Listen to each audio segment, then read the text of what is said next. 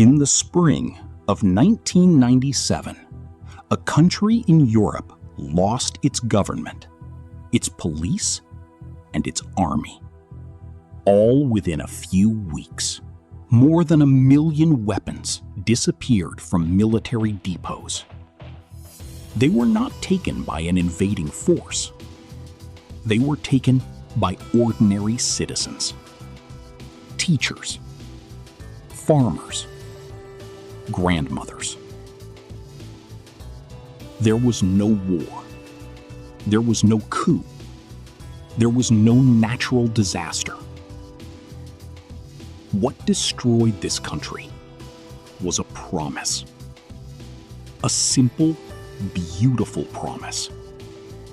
Give us your money, and we will double it. And nearly every family in the nation believed it. This is the story of Albania, 1997. The story of what happens when an entire country falls for the same lie.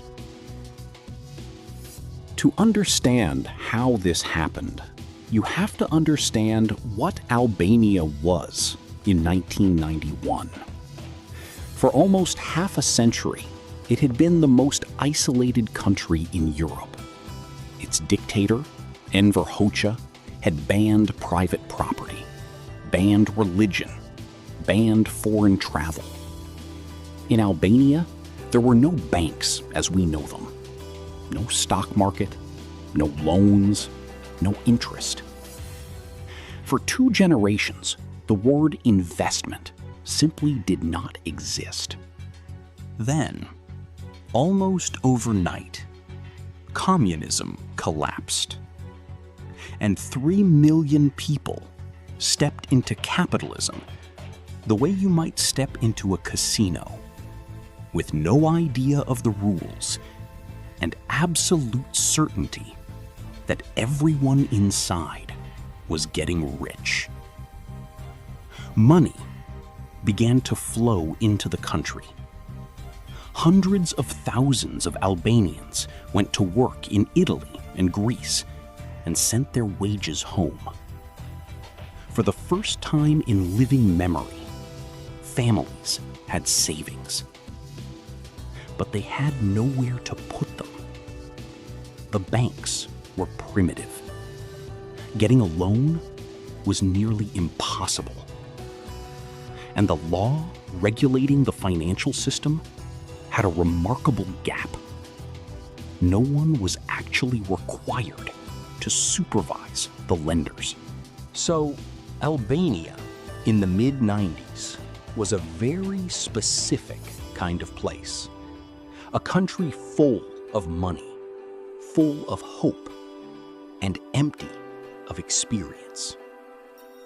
In economics, that kind of vacuum never stays empty for long. The first companies looked respectable. They had offices. They had names. Vefa, Gialitsa, Kamberi. Some of them owned real businesses. Supermarkets, a bitumen mine, even a football club. They took deposits from ordinary people and paid interest. 5%, 6% per month. Think about what that means. You hand over your savings, and every month you collect. Your neighbor does it. Your cousin does it. And here is the crucial part. They actually get paid, month after month. This is not a rumor. You can see the money with your own eyes. What almost nobody understood was where that money came from. Imagine a wedding hall. The first guests to arrive are served food paid for by the guests who arrive after them. And those guests are served with money from the guests still waiting outside. As long as the line outside keeps growing, the hall looks like the most generous party in the world. The problem is mathematical, and it is merciless. The line cannot grow forever. But in Albania, the line kept growing because everything around it said this was real. The companies ran television ads. They sponsored sports teams. Their owners appeared in photographs next to government ministers. In 1995, the International Monetary Fund itself had praised Albania as a success story of free market reform. The government said nothing. And to millions of people, that silence sounded like approval. If this were a scam, surely someone would stop it. So people went further. They sold their apartments and moved in with relatives. Farmers sold their land. Villagers sold their cattle. Everything went into the funds. And then the competition began. New schemes appeared with no businesses at all, just desks, notebooks, and promises. Sude, Jaferi, Popoli. To attract depositors, they raised the rates. 10% a month, 20, 30. By late 1996, some were promising to double your money in a matter of weeks. The music was getting faster, which meant it was about to stop. By the end of 1996, the deposits inside these schemes had reached $1.2 billion. That number means nothing until you compare it. It was equal to roughly half of Albania's entire economy. And by most estimates, 2 out of every 3 Albanians had money inside the pyramids. Let that settle. Not 2/3 of investors, 2/3 of the country. In October 1996, the IMF and the World Bank warned the government directly. These are pyramid schemes, and they will collapse. The finance minister repeated the warning in public.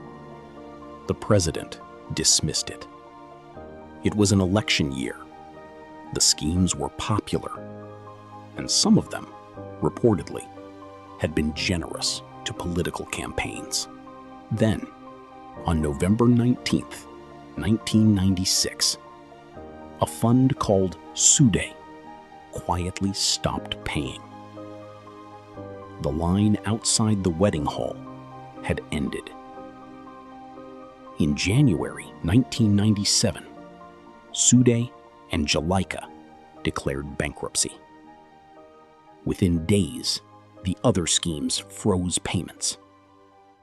And 3 million people discovered, almost simultaneously, that their money did not exist. It had never existed. It had been eaten, served, plate by plate, to the guests who arrived earlier. The protests began in Vlorë, the southern port city where Jalica was based. People demanded their savings back from the government, the same government that had posed for photographs with the men who took them.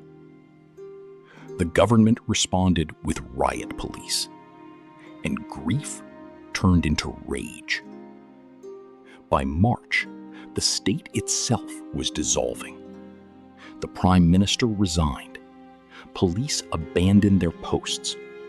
Soldiers deserted, and crowds broke open the military depots, walking out with rifles, grenades, even anti-tank weapons. Around 1 million weapons entered civilian hands in a matter of weeks. Entire cities fell out of government control. Criminal gangs filled the vacuum. The currency lost 40% of its value. Prices exploded. ships full of desperate families set out across the Adriatic toward Italy. It took a United Nations resolution and 7,000 foreign troops to stop the freefall. By the time order returned, roughly 2,000 people were dead. Not from famine, not from an enemy, from arithmetic. It is tempting to watch this story from a distance and ask, how could they be so naive? That is the wrong question, because the Albanians were not stupid. They were responding rationally, even rationally, to 3 signals that the human brain is built to trust. The same 3 signals that are aimed at you today. The first is social proof. Our minds are wired with a shortcut. If everyone is doing it, it must be safe. For most of human history, that shortcut kept us alive. In financial markets, it does the opposite. In Albania, the evidence wasn't hidden in a spreadsheet. It was your neighbor's new car. Seeing is believing. And that is exactly what makes seeing so dangerous. The second is the authority vacuum. No official ever stood up and said the schemes were legitimate. They didn't have to. The ads ran on television. The politicians smiled in the photographs. The state stayed silent, and people read silence as certification. A lie doesn't need endorsement. It only needs the absence of objection. The third is the cruelest one, the fear of being left behind. The people who lost the most were the ones who entered last. And here is the uncomfortable truth. They were the most careful ones. They waited. They watched. They demanded proof. And after months of watching everyone else get paid, they concluded that the only remaining risk was staying out. Prudence, in a mania, arrives wearing the costume of foolishness until the very last moment when the costumes are exchanged.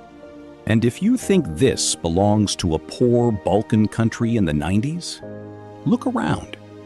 The coin your barber told you about, the trading guru with the rented Lamborghini, the investment that everyone is making, endorsed by no one and questioned by no one. The lie never died. It just changed its clothes. Albania rebuilt. The scheme's bosses went to prison or fled or disappeared. But the lesson they left behind is universal, and it fits in a single sentence. A lie doesn't need to be clever. It only needs to be believed by the person standing next to you. If you want more true stories about money and the tricks our own minds play with it, subscribe. Because this was not the last time an entire country believed a lie.